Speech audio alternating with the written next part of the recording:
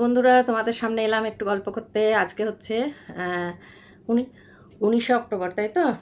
19শে October, হ্যাঁ, রবিবার। হ্যাপিওয়ালা Sunday. 8টা 14 বাজে, সকাল। স্নান পুজো সব হয়ে গেছে।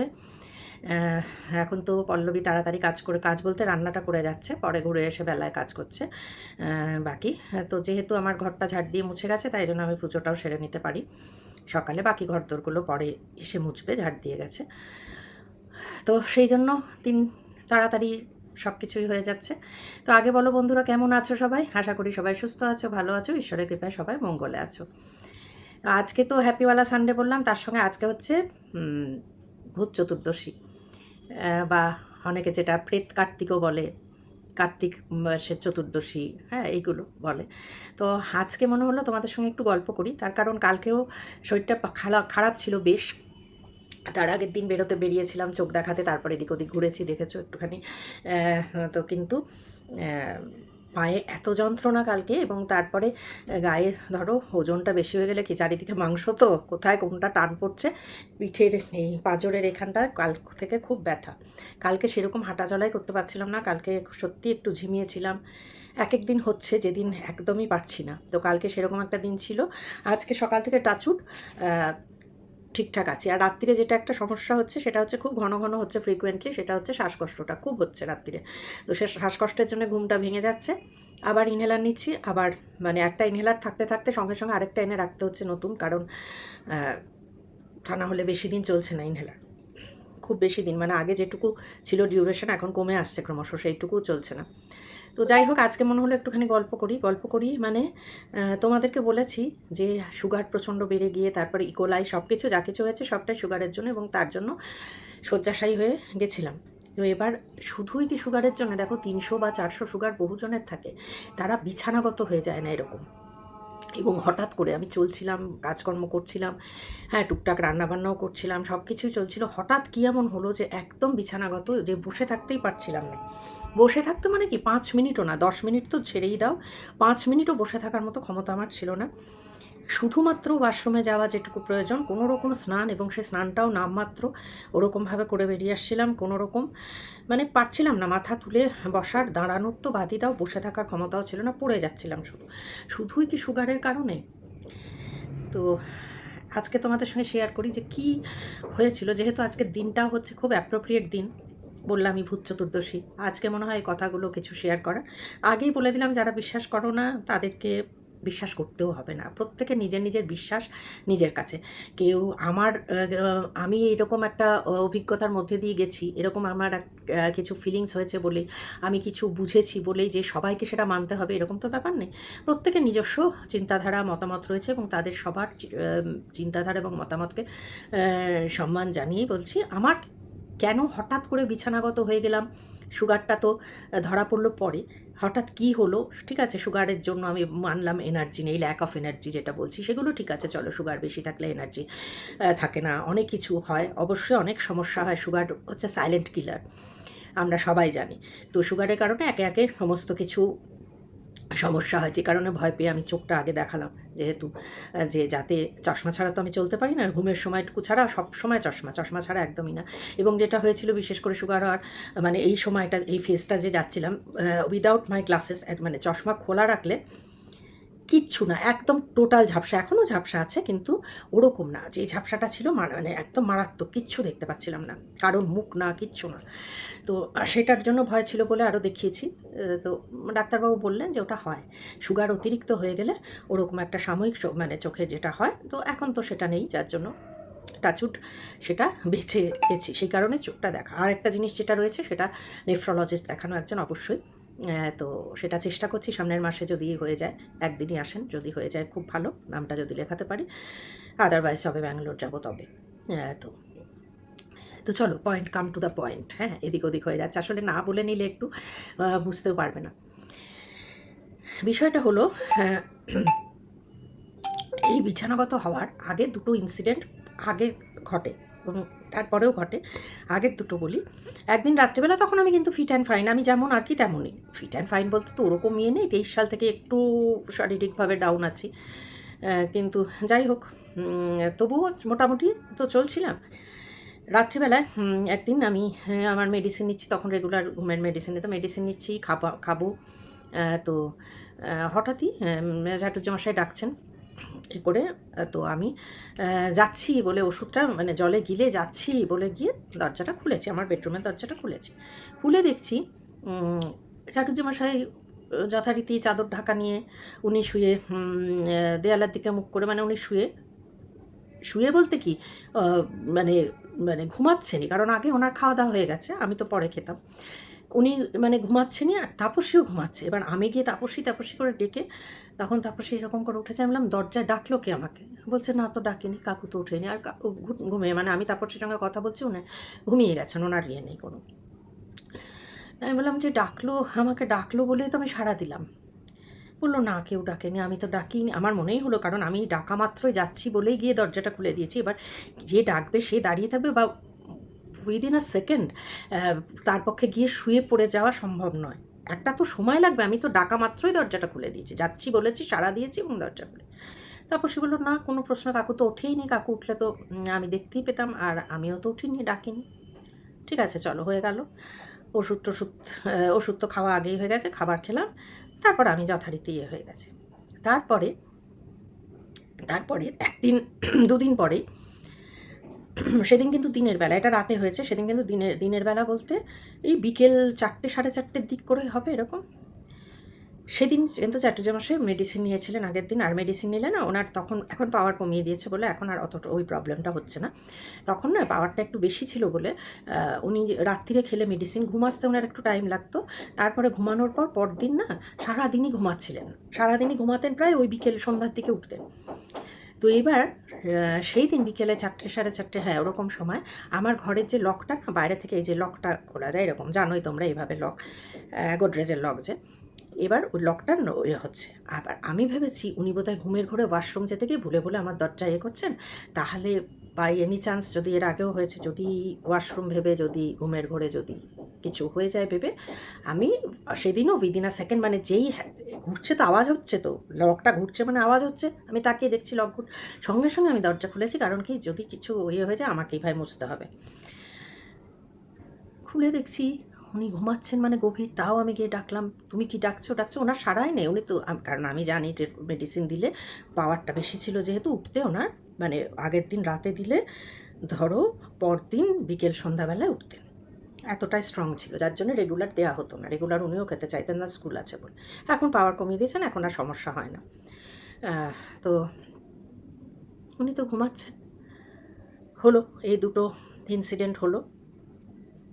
তারপরে এই দুটো ইনসিডেন্ট হওয়ার পরেই, সেটা মোস্ট প্রবাবলি শনিবার হয়েছিল, এই সেকেন্ড এই ইনসিডেন্টটা যেটা লকটা ঘোরানো।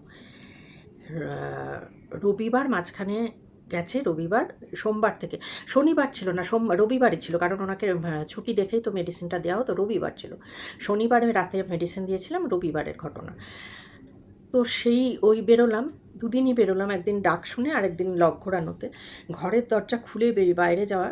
এবং রবিবার দিন, সোমবার দিন সকাল থেকে আমি আর উঠতে পারলাম না। সেই দিন ছিল, তোমাদের আগেও বলেছি, শ্রাবণ মাসের শেষ সোমবার ছিল, সেই দিন পুজো করার ছিল। সেই মানে অনেক কষ্টে মন্টুকে দিয়ে বাজার করে তো আনিয়েছি ঠাকুরের, কিন্তু উঠতে পারলাম, সেই পুজো করতে পারলাম বেলা 1টা পার হয়ে যাওয়ার পর, মানে পারছি না শরীর তুলতে। এবং সেই দিন থেকে যে কোনো রকমে পুজোটা করেছি ভীষণ কষ্ট করে, সেই যে আমি বিছানাগত হয়েছি, আর পারি না। তো আরেকটা ঘটনা ঘটলো, বিছানায় তো শুয়ে থাকি একা, কতক্ষণ ভালো লাগে বলো, শুয়ে চুপচাপ বসতে পারছি না, না বই পড়তে, মাথায় তো তুলতে পারছি না। তো এরকম শুয়ে শুয়ে না ওই প্যারানর্মাল বিভিন্ন নিয়ে, ইনসিডেন্ট নিয়ে চ্যানেলগুলো আছে, শুনি যে কী করে প্রোটেকশন হয় বা কীভাবে হেল্প করে, কোথা থেকে। তোমরা জানো বড় বড় কিছু চ্যানেল আছে, তার মধ্যে একজনের নাম বলছি, তোমরা নিশ্চয়ই ফলো করো, গৌরব তপাদার। হ্যাঁ ওরটা দেখি। তারপর আরও প্রচুর এই রিলেটেড অনেক চ্যানেল রয়েছে যেগুলো মানে ভীষণ রিয়েল ইনসিডেন্টগুলো নিয়ে বলে বা শেয়ার করে অনেক সময়, যে কোনো কিছু হলে ব্ল্যাক ম্যাজিক নিয়ে বলে, সব কিছু নিয়ে। তো প্রোটেকশন এরকম জাতীয় কিছু, মানে প্রোটেকশন রিলেটেডই হচ্ছিলো, যে এরকম কিছু হলে কীভাবে এ কর। হঠাৎ না টিভিটা অফ হয়ে গেল, অফ অফ মানে বন্ধ হয়ে গেল। আর আমার যেহেতু জিওর কানেকশান ওয়াইফাই, আমার মানে 2024 মিডলে নেয়া, তারপর থেকে কখনো কোনো দিনের জন্য একদিনের জন্য কানেকশান বন্ধ হওয়া বা এই জিনিস কিছু হয়নি, কারণ আমি 6 মাস করে রিচার্জ করি। 6 মাস ওই 6,000 এরকম একটা স্প্যান আছে, 6,000 টোটাল 12,000 সামথিং বছরে। তো ওরকম করে আমি রিচার্জ করতাম, কখনো বন্ধ হয়নি। এবার ওটা বন্ধ হয়ে গেল, বন্ধ হয়ে গেল কী ব্যাপার। তো যেহেতু রাউটারটা আমার পাশের ঘরে, মানে ওটা তো অ্যাকচুয়ালি মেয়ের ঘর, মেয়ে তাই বলে যে এখন তুমি বাবা ওই ঘরে তাকে বলে, এখন ওটা বাবার ঘর বল। তো যাই হোক, চাটুজ্জামার সাথে ওই ঘরে মানে উনি ঘুমাচ্ছেন। আমি গিয়ে দেখলাম রাউটারটা, এবং রাউটারটা আমার ভীষণ শক্তপোক্তভাবে লাগানো। ওরা যখন লাগিয়ে দিয়ে যায়, যে দুটো আংটার ওপরে করে না একদম দেয়ালের ভেতর গাঁথা, সেগুলো লুজ হওয়ার, খুলে পড়ার কোনো সম্ভাবনাই নেই, কারণ এতটাই শক্তপোক্তভাবে পেরেকগুলো যে দেয়ালের ভেতরে এতটাই গাঁথা যে সেগুলো খুলে যাওয়ার, লুজ হওয়ার কোনো সম্ভাবনাই নেই। তো গিয়ে দেখছি সেটআপ বক্সটা খুলে নামানো, এবং বিশ্বাস করো ভেতরে একটা জ্যাক থাকে, ভেতরে তোমরা জানো সবাই ইউজ করো, সেই জ্যাকটা টেনে খোলা। জ্যাকটা জানো ভেতরে কিভাবে লাগানো থাকে, সেটা আপনি খুলে যেতে পারে না, সেটা খোলা ঝুলছে আলাদা, এবং বক্সটা নামানো। যে পেরেকগুলোর ওপর ছিল সে পেরেকগুলো অ্যাজ ইট ইজ, বলছি না প্রচণ্ড শক্ত, হার্ড, ওগুলো খুলে যাওয়ার, লুজ হয়ে যাওয়ার, পড়ে যাওয়ার সম্ভাবনাই নেই, এবং সেগুলো একদম অ্যাজ ইট ইজ শক্তপোক্ত, যেমন তাদের কিচ্ছু নড়াচড়া নেই, শক্ত। বক্সটা পুরো আলগা করে নামানোর মতো, এবং জ্যাকটা খোলা। এবার কেউ যদি, যারা এই জিনিসটা ইয়ে করবে না, তারা বলতে পারে হ্যাঁ চাটুজ্জামার সাথে ছিলেন উনি কোনো কিছুতে হাত দেন, উনি একটা মোবাইল ইউজ করতে পারেন না, উনি ওগুলো তো ধরার ছোঁয়ার বাইরেও না, মানে ওগুলো উনি ধরবেনও না, মানে কোনো দিন ধরেন না। ধরলে তো ধরো হঠাৎ একদিন করবেন না, এরকম হবেই। বা সেটা হলে তো আমার সান্ত্বনা থাকতো যে ঠিক আছে করেছে, চলো হয়তো বলে দিলাম যে এরকম ধরো না, এটা ধরলে এটা হবে। উনি ধরবেনই না, কারণ উনি জানেন না, ওনার নির্দিষ্ট, উনি মুখে কথা যা তাই টেকনিক্যাল, উনি বারবার বলেন আমি কিছু জানি না। আজ পর্যন্ত এটিএমে টাকা তুলে, অনলাইন পেমেন্ট তো বাদই দাও, অনলাইন ট্রানজাকশান বাদই দাও, এটিএম থেকে টাকা তুলতে পারে না, একটা মোবাইল ইউজ করতে পারে না, সবথেকে বড় কথা। এটিএম তো অনেক তার উপরের ব্যাপার, মানে হাতে কলমে যে কাজটা, শুধুমাত্র কোশ্চেন করা, খাতা দেখা, এই জিনিসগুলো ছাড়া অন্য কিচ্ছু জানেন না, ওই রেটে কিচ্ছু পারেন না। প্রশ্নই নেই, উনি ঘুমাচ্ছেন। আমি আবার ওই জ্যাকটা দেখে জ্যাকটা ভেতরে লাগালাম, এবং যথেষ্ট ভালোভাবেই লাগানো থাকে, খোলার কোনো ব্যাপার না, কেউ টেনে না খুলে, এবং বক্সটা আবার লাগিয়ে দিলাম অফ করে। তারপরে অন করলাম, বেশ খানিকক্ষণ পর, যেমন হয় একটু টাইম লাগে, 7-8 মিনিট পর কানেকশান এলো। কোনো কারণ নেই কানেকশান বন্ধ হওয়ার, কারণ কানেকশান বন্ধ হয় না, একদমই হয় না। যবে থেকে আমি জিও নিয়েছি, আমার অন্তত কোনো দিন হয়নি, আমি প্রবলেম ফেস করিনি। আগের যে ওয়াইফাই কানেকশান ছিল সেটা রেগুলার বেসিসে আমার প্রবলেম ক্রিয়েট করতো বলে আমি কিন্তু কস্টলি হলেও আমি চেঞ্জ করে জিওতে এসেছি, যে এতে কোনো ডিস্টারবেন্স নেই। আমার যেহেতু টিভি দেখা হয়, মোবাইলের যেহেতু ইয়ে হয়, যা কিছু, মেয়ে বাড়িতে এলে যেহেতু ওয়ার্ক ফ্রম হোম থাকে, ভীষণ প্রয়োজন, তখন উইদাউট ওয়াইফাই তো একদমই চলবে না। তো এই ইনসিডেন্টটা হলো, তো তারপরে আমি করলাম, কিন্তু দিনের বেলা, ওটা কিন্তু সকালবেলা। তো আমি দেখলাম যে না, স্টপ, কদিন আর ওই রিলেটেড দেখিনি। তারপর আবার 4-5 দিন কিছু দেখিনি, তারপরে আবার আমি একদিন সকালবেলা চালিয়েছি, আউট অফ কিউরিওসিটি বলতে পারো, জাস্ট একদমই আউট অফ কিউরিওসিটি, যে আমি একটু দেখি যে সেদিন বন্ধ হয়েছে, আজকে যদি দেখি কিছু হয় কিনা। আবারও ওরকম দিয়ে আবারও আমি শুনছি দুম করে বন্ধ হয়ে গেল। গিয়ে দেখছি যে না, সেদিন আর বক্স নামানো বা জ্যাক খোলা নয়, অ্যাবসলিউটলি ওটা পুরোপুরি লাল হয়ে গেছে, প্রশ্নই নেই লাল হয়ে গেলে। তো অফ করলাম, অফ করে অন করলাম, বেশ কিছুক্ষণ করে আবার অফ আবার অন এরম করে খানিকক্ষণ পরে এলো। আমি তাদের সঙ্গে যোগাযোগও করেছিলাম, জিওর কোনো কারণে কানেকশানে কি ডিস্টারবেন্স ছিল, বললো না। তারপরে জিওর লোক এসেছিলো, তাকে আমি রাউটার দেখিয়ে এখানে জিজ্ঞেস করেছি এটা কি কোনোভাবে পড়ে যাওয়ার ব্যাপার, বললো কোনো প্রশ্নই নেই, কারণ যেভাবে লাগানো, কেউ যদি না নামিয়ে বক্স না নামায় তাহলে বক্স পড়ে যাওয়ার চান্স নেই নেই। আর যেহেতু এতদিন ধরে আছে, আর পড়ে গেলে তো পেরেকটা থেকে খুলে মানে পেরেকটা শুদ্ধ পড়লে একটা পসিবিলিটি থাকতো যে ওটা লুজ হয়ে গেছে, শুদ্ধ পড়ে গেছে। পেরেক শক্তভাবে দুটো আংটা পেরেকগুলো আটকানো, বক্সটা আটকানো খাঁজে খাঁজে, বক্সটা খোলার, এখন টানা হ্যাচড়া করে কত রকমভাবে ওদের লোক এসেছিলো, তারাও দেখেছে, আমিও দেখেছি, পসিবলি না ওটাকে খাঁজের থেকে এরকমভাবে উঠিয়ে নামানো ছাড়া, তোমরা জানো সম্ভব না। গেথে আছে, তাহলে তো টিভিও খুলে পড়ে যায়, টিভিও তো ওরকমভাবে, বরং টিভির থেকে ওটা বেশি মজবুতভাবে লাগানো। টিভি তো ধরো ইয়ের ক্যাবিনেটের মধ্যে সেখানে রয়েছে, এটা দেওয়ালে। তো যাই হোক, এই জন্য এই ইনসিডেন্টগুলো শেয়ার করলাম, মানে রীতিমতো, এবং এতটাই ছিল, মানে এতটাই নেগেটিভ এনার্জি, যে নেগেটিভ এনার্জির কারণেই কিন্তু আমি এতটা অসুস্থ, তা নাহলে বিছানাগত। যে শুনছে, আমার ক্লোজ যারা, আমার ক্লোজ বান্ধবী, তারাও বলে হ্যাঁ 300-400 বহু লোক আছে, তারা সকালবেলা মর্নিং ওয়াক করে, সুগার নিয়ে বিছানাগত তো এরকম হয়ে যায়নি এখনই। একটা সময় দেখো আমার যদি আজকে 70 ক্রস করে গিয়ে সুগার, হাই সুগারও হতো, শারীরিক সক্ষমতা কমছে, এতটা আগে বিছানায় ফেলে দেয়া যে আমি বসতে পারছি না, উঠতে পারছি না। এবং বিশ্বাস করো আজকে মৌলি না আসলে মানে ও যে জোর করে, মানে আমি এবং বাধা দিচ্ছিলাম ক্রমাগত যে না আসা হবে না, আমি ওইভাবে চেস্ট পেন ওই রকমই বসতে পারছি না, মানে নানান সমস্যা, তার মাঝখানেও কিন্তু আমি ওকে আসতে দিতে চাইছিলাম না, যেহেতু ওর পুজোর সময় আসবে, তোমাদের আগেই বলেছি টিকিট করা ছিল, কতক্ষণ হলো দেখি। আচ্ছা, সেই কারণে আমি বারণ করছিলাম। তো এইরকমভাবে যে বিছানাগত হয়ে পড়লাম, এর জন্য আমি এটাই বলতে চাইছি, অন্য কিছু না, নেগেটিভ কিছু এনার্জি অবশ্যই ছিল, অবশ্যই কাজ করেছে এই 3টে ইনসিডেন্ট যেগুলো ঘটেছে, তারপরেও আরেকদিন, তারপরেও নানান মানে ফিল করা। এবং আমি রীতিমতো চাটুর্যমশাই স্কুলে গেলে ওই দরজাটা খুলে দিতাম, বন্ধ করে দিতাম, আবার বিছানায় শুয়ে থাকতাম। আমি ঘর সবসময় লক করি এবং এখনও তাই লক করেই থাকি। মানে কি বলো তো, আমার সবসময় মনে হতো তখন বাইরের দরজাটা লাগাতে যাচ্ছি, মনে হতো যে আমাকে দেখছে কেউ, এই ফিলটা করতাম যে কেউ দেখছে, কেউ দেখছে, দরজা খোলা থাকলেও ঘরে বসে থাকলে পর্দা সরিয়ে কেউ দেখছে, মানে একদম ভীষণভাবে ফিল করতাম এটা। এই জিনিসগুলো কাজ করছিল বলে আমি কিন্তু একা বাড়িতে থাকি, তারপরেও দরজা লক করে। এখন চাটুর্যমশাই ঘুমাচ্ছেন কিন্তু ওই ঘরে, আমি কিন্তু আমার ঘরে দরজা লক করে বেরোবো যখন খুলে।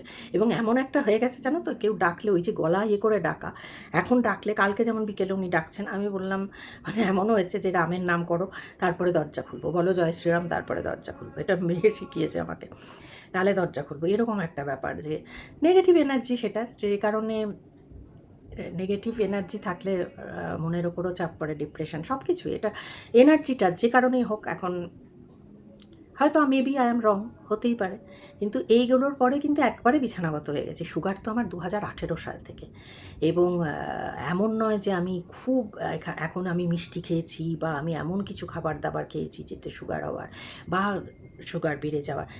এই মার্চ মাসে ফিরেছি ব্যাঙ্গালোর থেকে, তখনও দেখিয়েছি, তখনও যেমন 3টে মেডিসিন চলছিল, সবথেকে বড় কথা 3টে মেডিসিন চলছিল, তারপরে মেডিসিনে কাজ হচ্ছে না বলেই মানে এইরকম লেভেলে কী করে বেড়ে গেল। একটা বেড়ে যাওয়ার কারণ হয় মেডিসিন বন্ধ রেখেছি, বা আমি কিছু কোনো রকম খাবার দাবার ঠিক ঠিকানা নেই, হ্যাঁ বলতে পারো খালি পেটে ওই যে সকালবেলা খই খেয়ে থাকতাম, এগুলো অবশ্যই খারাপ জিনিস, কিন্তু জানি না, কোথাও একটা নেগেটিভ এনার্জি আমার মনে হয় কোথাও একটা কাজ করেছে, নেগেটিভ কিছু এনার্জি, যে কারণে আমার এনার্জিটা একদম জিরো লেভেলে হয়ে গেছে।